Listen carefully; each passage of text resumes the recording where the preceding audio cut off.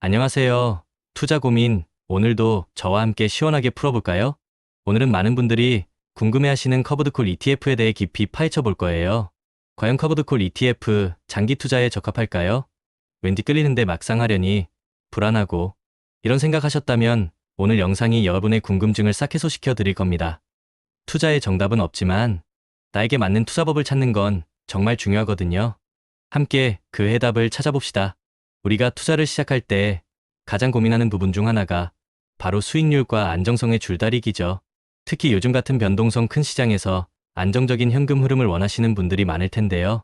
그 해답으로 떠오른 것이 바로 이 커브드콜 ETF입니다. 도대체 이 커브드콜 ETF가 뭐길래 이렇게 뜨거운 관심을 받을까요?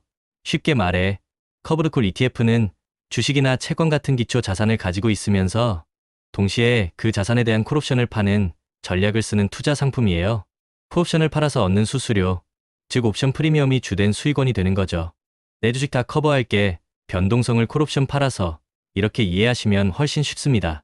그렇다면 커브드콜 ETF의 매력은 무엇일까요? 첫째, 안정적인 현금 흐름입니다. 콜옵션을 매도해서 정격으로 프리미엄을 받으니까 매월 꼬박꼬박 배당금이 들어오는 거예요.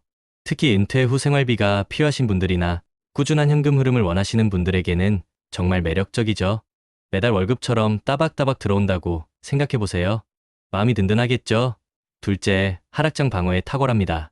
시장이 불안정하거나 주가가 횡보할 때 옵션 프리미엄이 손실을 어느 정도 상쇄해주는 역할을 합니다. 주가가 떨어져도 옵션 프리미엄 덕분에 손실이 줄어드는 효과를 볼 수 있다는 거죠.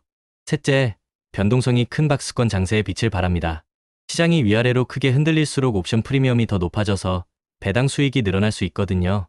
예측 불가능한 시장 상황 속에서도 안정적인 수익을 기대할 수 있다는 건 엄청난 장점이죠. 하지만 세상에 완벽한 투자는 없습니다. 커브드콜 ETF에도 분명한 단점이 존재해요.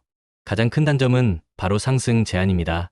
주가가 아무리 크게 오르더라도 이미 콜옵션을 팔았기 때문에 그 상승폭만큼의 이익을 다 가져갈 수 없어요. 즉, 시장이 불같이 상승할 때는 일반적인 ETF나 개별 주식에 비해 수익률이 한참 낮을 수 있다는 거죠. 상방이 막혀 있다는 표현을 쓰는 이유가 바로 여기에 있습니다. 대박을 노리기보다는 꾸준한 수익을 추구하는 상품이라고 할 수 있죠. 둘째, 장기 투자 시 수익률이 저조할 가능성입니다. 기초자산의 상승률을 온전히 따라가지 못할 수 있기 때문에 장기적으로 보면 원금 손실이 발생할 수도 있어요.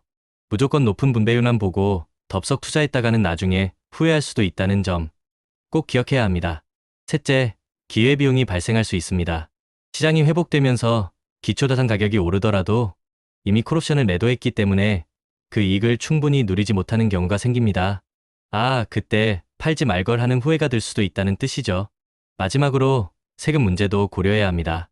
그럼 커브드콜 ETF 어떻게 투자해야 똑똑하게 활용할 수 있을까요? 먼저, 시장 상황 판단이 중요해요. 시장이 강한 상승장일 때는 일반 ETF가 훨씬 유리합니다. 하지만 횡보하거나 하락할 때는 커브드콜 ETF가 빛을 발할 수 있죠. 시장의 흐름을 읽고 유연하게 투자 상품을 전환하는 지혜가 필요합니다. 마치 파도 타기를 하듯이 말이죠. 둘째, 옵션 매도 비중을 확인해야 합니다. 옵션 매도 비중이 높을수록 프리미엄 수익은 커지지만 상승 제한 역시 커집니다.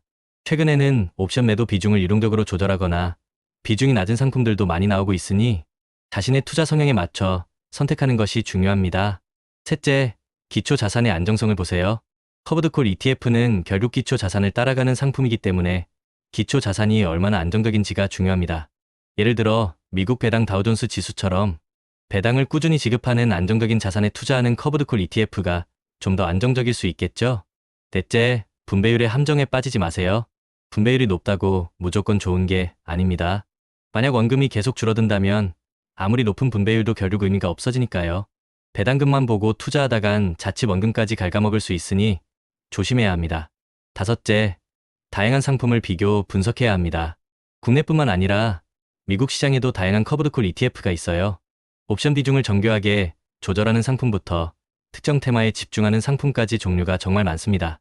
각각의 상품이 어떤 특징을 가지고 있는지 꼼꼼히 비교해보고 자신의 투자 목표에 맞는 최적의 상품을 찾아야 합니다. 여섯째, 커브드콜 ETF를 활용하는 전략을 세워야 합니다. 주기적인 인컴 수익이 목적이 아니라면 상승장의 막바지에서 전략적으로 활용하는 중단기, 투자 도구로 사용하는 것이 더 유리할 수 있어요. 혼 기초자산 가격이 하락하다가 상승 사이클로 전환될 것으로 예상될 때 커브드콜 ETF에서 동일한 기초 자산을 가진 일반 ETF로 갈아타는 것도 좋은 방법입니다. 이렇게 하면 시장 회복 시 손실을 빠르게 만회하고 더 큰 수익을 노릴 수 있죠. 마치 갑옷을 갈아입듯이 말이죠. 결론적으로 커브드콜 ETF는 안정적인 현금 흐름을 추구하는 투자자에게는 정말 매력적인 선택지가 될 수 있습니다.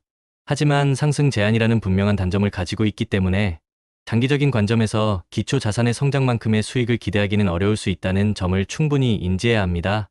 중요한 건 내 투자 목표와 시장 상황에 맞는 유연한 전략을 세우는 거예요. 무작정 커브드콜 ETF가 좋대 해서 따라가는 것이 아니라 나만의 투자 철학을 가지고 꼼꼼하게 분석하는 자세가 필요합니다. 우리가 투자를 하면서 가장 많이 하는 후회가 뭘까요? 이럴 줄 알았으면, 아니면 그때 왜 팔았을까? 이런 말 아닐까요? 투자에 성공하려면 결국 흔들리지 않는 강한 심장, 즉 갑바가 필요합니다.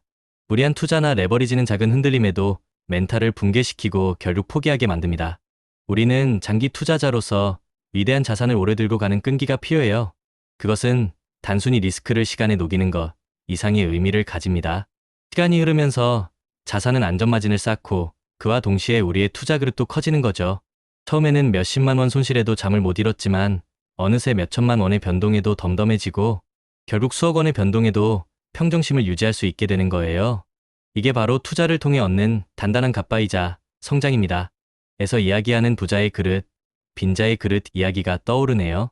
인생에는 평탄한 길과 좁고 험한 길이 있다고 하죠.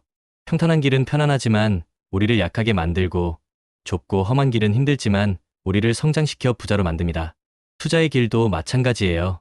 어려운 문제에 직면했을 때 도망가지 않고 정면 돌파하며 그 문제를 에너지 삼아 나아가는 사람이 결국 부자가 됩니다.